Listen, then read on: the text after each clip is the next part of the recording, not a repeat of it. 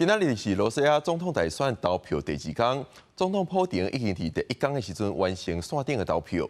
不过，伫其他的所在有民众抗议大选无公平，是对投票所等汽油弹烧投票所，也有反对派爱选民投废票抵制普廷。 透过监视器画面，一名女子真紧向建筑物弹汽油弹，走廊随导火烧起来，保证罗西亚当咧进行总统大选投票。第二大城圣彼得堡15一间投票所互民众攻击，警方随即逮捕一名女子。虽然投票所表示选务工作无受影响，不过这并不是这摆大选唯一的攻击事件。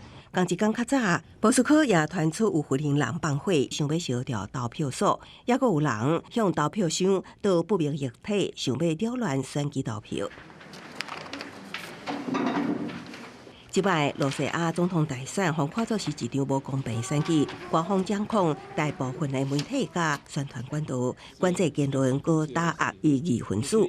现任总统普廷会当讲确定前进，为着表达不满，除了有民众家己攻击投票所，反对派人士也号召选民毁损家己的选票，用废票来减少普廷的得票数。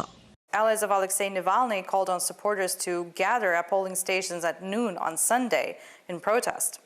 The prosecutor's office in Moscow has repeatedly warned voters against unauthorized rallies threatening legal action. But how many people will actually take part remains to be seen.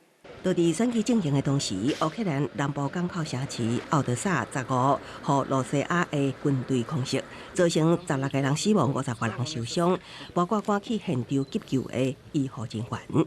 奥德萨是乌克兰上大的港口之一，这几礼拜一直互罗西亚的军队轰炸，真侪基础设施都安尼毁损。